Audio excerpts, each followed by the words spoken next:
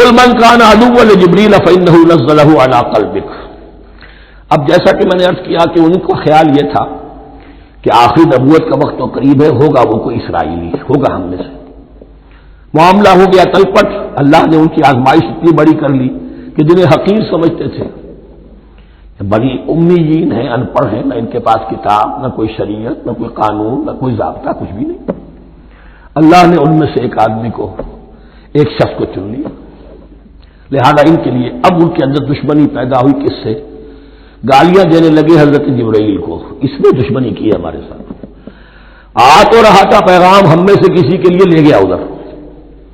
اور یہ بات آپ کو شاید بڑی عجیب لگے، لیکن یہ کہ شیخ احمد سرہندی رحمۃ اللہ علیہ نے اپنے مکاتیب میں یہ لکھا ہے کہ اہل تشیع کا ایک فرقہ ایسا بھی رہا ہے، میں نہیں جانتا کہ آج بھی ہے یا نہیں ہے، جس کو غرابیہ کہتے تھے. غرابیہ ان کا عقیدہ یہ تھا کہ حضرت محمد صلی اللہ علیہ وسلم اور حضرت علی رضی اللہ تعالی عنہ، ان کی ارواح بالکل ایک دوسرے کے ایسے مشابہ تھیں جیسے ایک کوا دوسرے کوے کے مشابہ ہوتا ہے. غراب کوے کو کہتے ہیں. جبریل دھوکہ کھا گئے. وہ وہی اللہ نے بھیجی تھی علی کے لیے، لے گئے محمد کے پاس صلی اللہ علیہ وسلم. تو یہ بات جو شیخ احمد سرہندی کی لکھی ہوئی غرابیہ فرقہ ان کا، مجھے یہ نہیں معلوم کہ اب بھی ہے یا نہیں ہے، لیکن یہ بات یہود کے ہاں جو ہے وہ موجود تھی. اور بات جان لیجئے، لَيَأْتِيَنَّ عَلَىٰ أُمَّتِي مَا أَتَىٰ عَلَىٰ بَنِي إِسْرَائِيلَ حَزْوَ النَّعْلِ بِالنَّعْلِ. اس کی حقیقت اور سے اور منکشف ہوتی چلی جائے گی. تو اب یہاں فرمایا قُلْ مَنْ كَانَ عَدُوًّا لِجِبْرِيلَ، اے نبی کہہ دیجئے جو کوئی بھی دشمن ہو گیا ہو جبرائیل کا، فَإِنَّهُ نَزَّلَهُ عَلَىٰ قَلْبِكَ بِإِذْنِ اللَّهِ، تو اس نے تو نازل کیا ہے اس قرآن کو آپ کے دل پر اللہ کے حکم سے. جبرائیل کا اپنا اختیار تو نہیں تھا. مصدقا لما بین یدیہ، اور یہ تصدیق کرتے ہوئے آیا ہے اس کی جو اس کے سامنے موجود ہے. وہدی وبشریٰ للمؤمنین، اور بشارت ہے اہل ایمان کے لیے. اور اس کے بعد اب فرمایا جا رہا ہے کہ اللہ اور اس کے رسول اور اس کے ملائکہ یہ ایک آرگینک ہول ہے، یہ ایک جماعت ہے.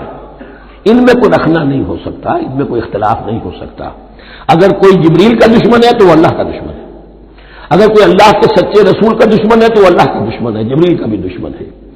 من کان عدوا للہ وملائکتہ ورسلہ وجبریل ومیکال فإن اللہ عدو للکافرین. تو کان کھول کر سن لو، جو کوئی بھی دشمن ہے اللہ کا اور اس کے فرشتوں کا اور اس کے رسولوں کا اور جبرائیل کا اور میکائیل کا، تو اللہ تعالیٰ کی طرف سے بھی اعلان ہے کہ اللہ ایسے کافروں کا دشمن ہے.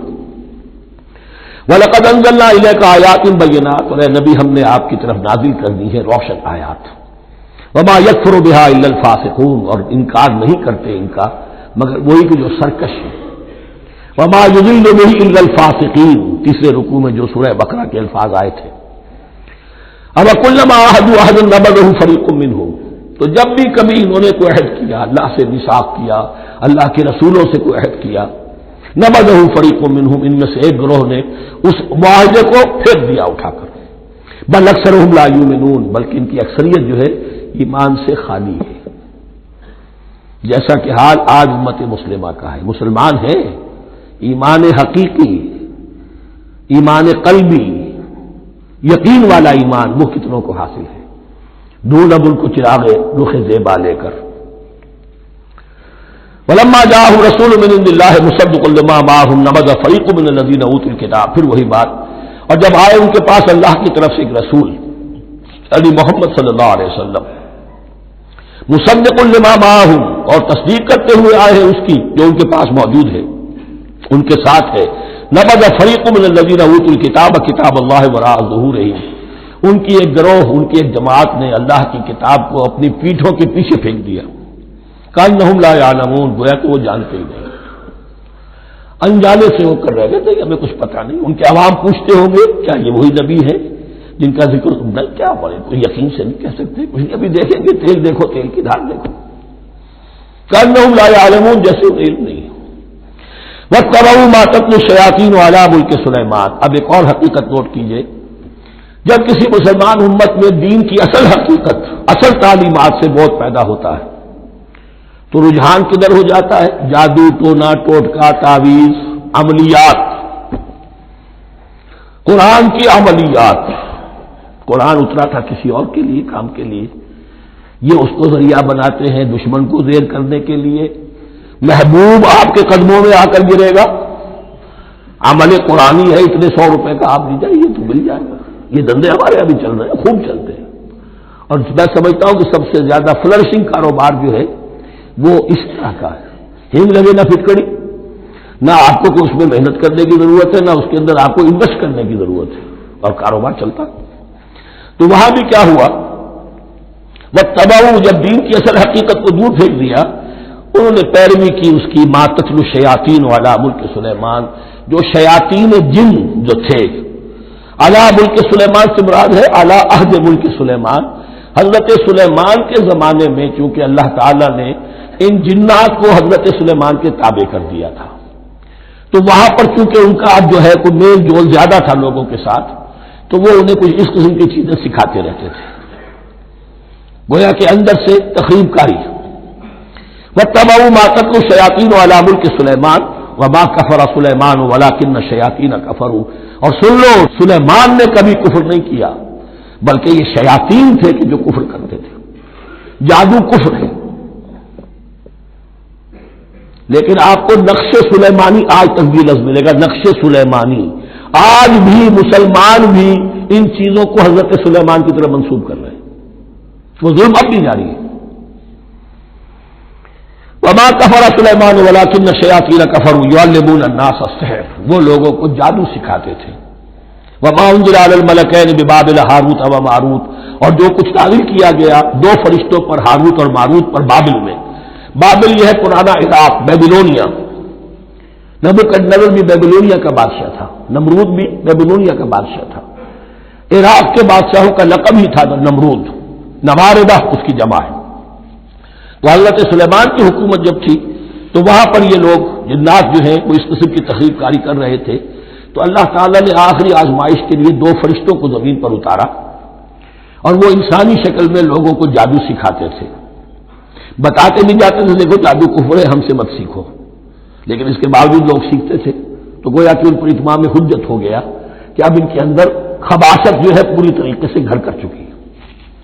وما يعلمان من احد، اور وہ نہیں سکھاتے تھے کسی کو بھی، حتی یقولا انما نحن فتنۃ فلا تکفر، یہاں تک کہ وہ کہہ دیتے تھے کہ دیکھو ہم تمہاری آزمائش کے لیے بھیجے گئے ہیں، ہم فتنہ ہیں تو تم کفر مت کرو.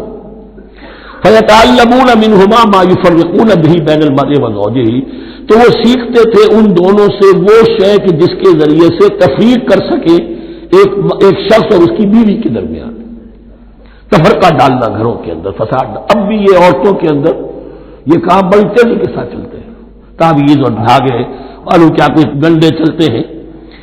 وما هم بضارین به من احد، اور نہیں تھے وہ ضرر پہنچانے والے کسی کو کچھ بھی الا باذن اللہ.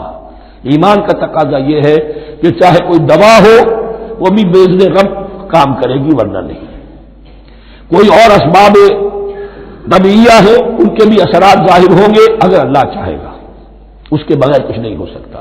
جادو کا بھی اثر ہوگا تو اللہ کے اذن سے ہوگا. تو بندہ مومن کو ڈٹے رہنا چاہیے اور مقابلہ کرنا چاہیے. وما هم بضارین به من احد الا باذن اللہ ويتعلمون ما يضرهم ولا ينفعهم، اور وہ سیکھتے تھے ان سے وہ چیزیں جو ان کے لیے مضرت بخش تھی، ضرر پہنچانے والی، اور انہیں نفع نہیں پہنچاتی تھی. وَلَقَدْ عَلِمُوا لَمَنِ اشْتَرَاهُ مَا لَهُ فِي الْآخِرَةِ مِنْ خَلَاقٍ، حالانکہ یہ بات ان کے علم میں آ چکی تھی کہ جس نے بھی اس چیز کو حاصل کیا، جادو سیکھا، اس کا پھر آخرت میں کوئی حصہ نہیں ہے. وَلَبِئْسَ مَا شَرَوْا بِهِ أَنفُسَهُمْ، اور بری تھی وہ چیز جس کے لیے انہوں نے اپنے آپ کو فروخت کر دیا. لَوْ كَانُوا يَعْلَمُونَ، کاش کہ انہیں علم ہوتا.